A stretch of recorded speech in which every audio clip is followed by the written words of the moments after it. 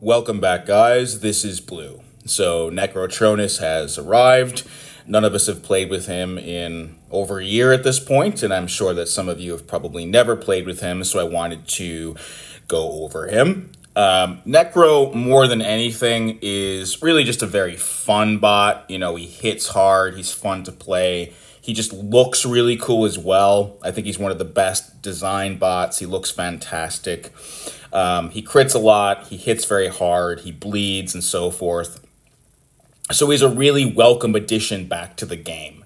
So let's take a look at his kit. And his SIG is going to be really important because in the new version of the game, obviously, we can all get our bots to high SIG easily, which was not the case in the old game.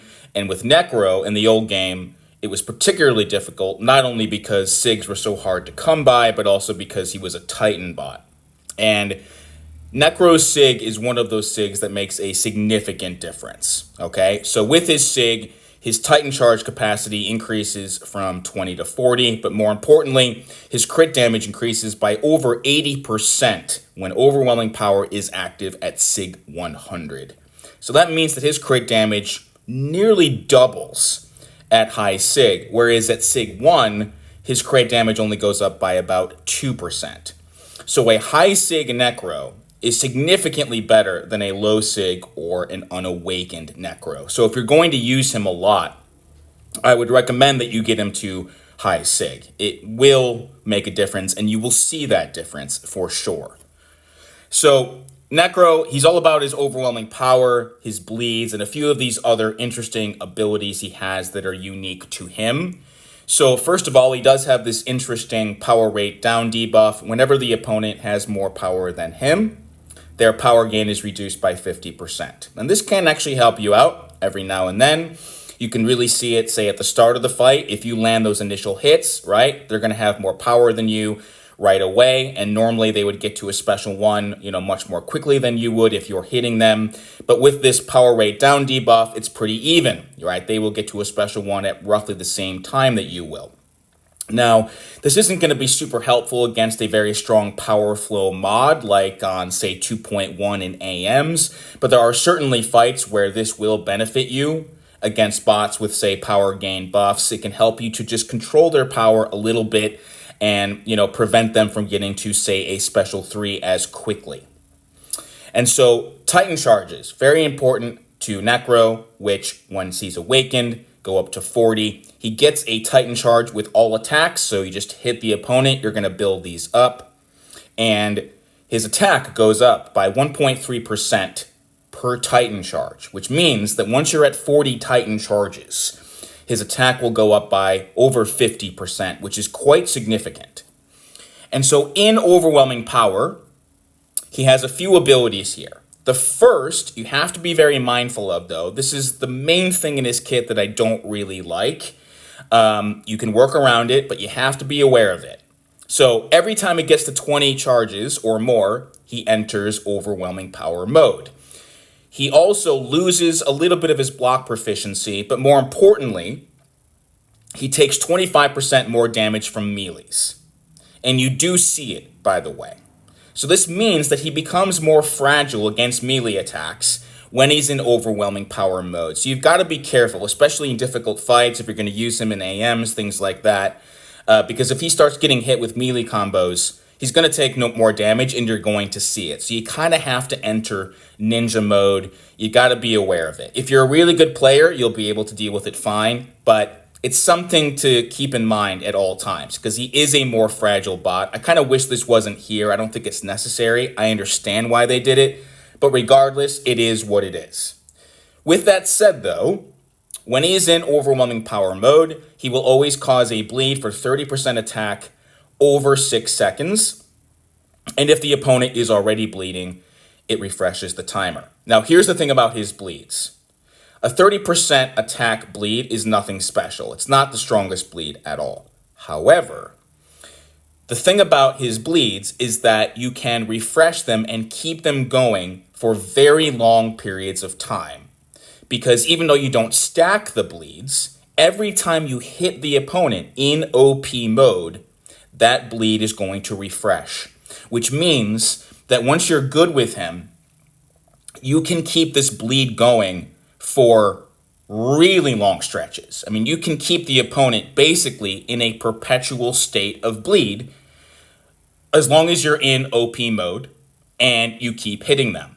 And even if you lose OP mode or more than 6 seconds goes by, as soon as you re-enter that mode or you hit them again, that bleed is going to start again. So it can almost become like a permanent bleed debuff once you know what you're doing. It's particularly useful in long fights. And so this is why it actually makes sense that the bleed itself isn't that strong, because the bleed can just go on and on and on. It's very useful in difficult fights in particular.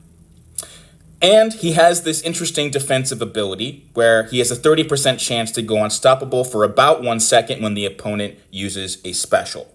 So you can't rely on it because it's only a 30% chance, but every now and then it will help you out if you get, boxed into the corner or something and you're going to have a hard time dodging the special. If you go unstoppable, it just gives you about a second to kind of get out of the way and deal with it. So every time he's knocked down, he loses 7 Titan charges. And with his heavies, his crit rate goes up by 1% per Titan charge. So once you're at 40 Titan charges, it's kind of like a 40% crit rate buff on his heavies. And his heavies are great. They're fun, and they can do huge damage, especially when they do crit. He does have a little bit of anti-evasion on his melee attacks. He decreases their chance to evade by 20%. Now, this is not very good. It doesn't even really seem to work. And even if it is working as intended, 20% is just not very helpful. All right. This is one ability of his that I think is just kind of dumb. If you're going to give a bot anti-evasion, give them anti-evasion. This should be a significantly higher chance. So it's there. It might help you out a little bit, but you still have to be very careful when you're going up against evade bots, especially like a really annoying one like B or Sideswipe, because they're still going to evade a lot when you're using melee. So like I said, it's there, but you certainly cannot rely on it to be, strong anti-evasion. And then he has this ability where he drops below 10%, kind of similar to Necrotronus. Once per fight, he knocks the opponent back, and then he gains 2 bars of power very quickly. So you'll get to a special 2 or 3 over the course of a few seconds, and then for 10 seconds, he causes a burn whenever the opponent is close, right? So this only happens once per fight when you're at low health, but it could help you out every now and then, right, if you run into trouble, and especially if the opponent is also at low health, right? If it's the end of the fight, you get up to a special 3 quickly, and then you can use it and finish them off. So with his special attacks, he loses 10, 15, or 20 Titan charges per special, depending on the special you use, but that's actually fine, because even if you lose overwhelming power mode, you can get it back very quickly. He does have a 60% chance to increase his power gain for 6 seconds on his special 1. It does not say how long the power gain buff, or how strong the power gain buff is. It does not seem to be significant, and it's not very long, but it will help you out a little bit every now and then. His special 1 is not the biggest damage special. However, those lightning bolt type things that he, unleashes are actually melee attacks, which can be good for keeping the bleeds going on the opponent. And the nice thing about the special 1 is that it is very difficult for the opponent to dodge, right? They usually have to either eat it or block it. His special 2 is a monster. It can be one of the best and biggest damage specials in the game. It's also lots of fun, and he gets a 65% chance to increase his crit rate for 12 seconds. And then his special 3 looks just like Necrotronus's. It's decent, it's fine, and then he has an 85% chance to cause a bleed for 40% attack over 7 seconds, right? So for big damage, you generally want to specialize in the special 2, use that as much as possible. But there are situations where you might use the special 1 or the special 3. And so the thing about Necro, in terms of playing him, number 1, you do want to play him fairly aggressively because you want to get those Titan charges up as much as you can. You want to be in overwhelming power as much as you can. You want to keep the opponent bleeding as much as possible. At the same time, though, you do have to have a very good defensive game. This is true all the time, of course, but with Necro, it is especially important because, like I said, he does take more melee damage when overwhelming power is active. So you've got to be both aggressive and defensive at the same time, okay? In addition to that, Necro may be the bot that benefits more from deep wounds more than any other bot. Obviously, deep wounds will benefit all bleed bots, but it really helps him because those bleeds aren't that strong on their own. But if you're using deep wounds, even at low rank, at rank 2, rank 3, the bleeds will be longer. You'll do more damage. And like I said, if you are landing those bleeds over and over again, refreshing them constantly, that will add up to a lot of damage. So you do see a really significant difference using deep wounds with Necro, okay? And then the last thing that I do want to say about Necro is that as strong as he is, and he is a very hard-hitting bot, he can certainly melt opponents quite easily. His damage is inconsistent, okay?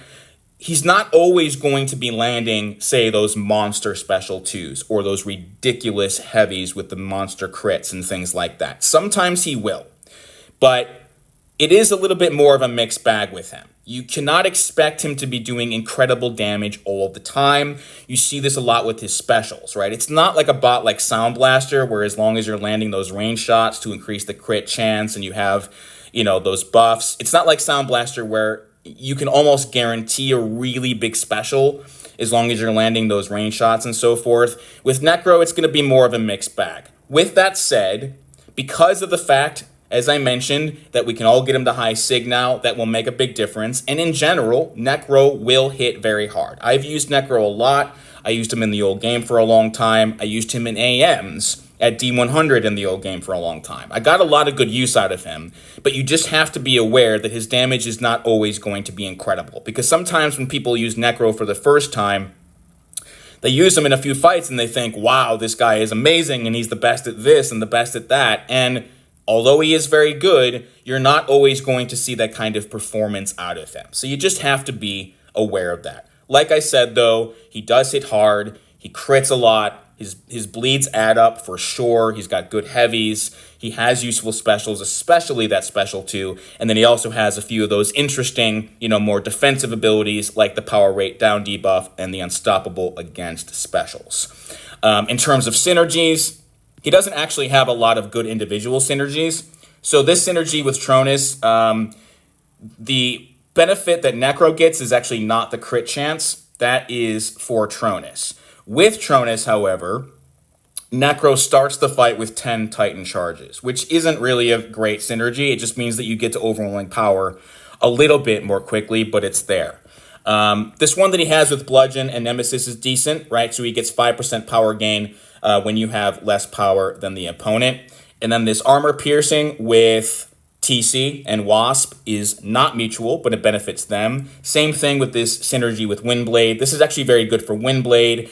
She gets 8% power gain on all of her sword attacks. So in terms of individual synergies, he has almost nothing. However, the good news is he's a Decepticon, right? So he will benefit from things like Hand of Chaos and the Fallen and Seekers. So every time you're using him on a Decepticon's team, he's going to be able to benefit from some very good synergies, okay? So that's Necro, guys. I will leave it there for now. Do let me know if you have any questions, and we'll speak soon. Take care.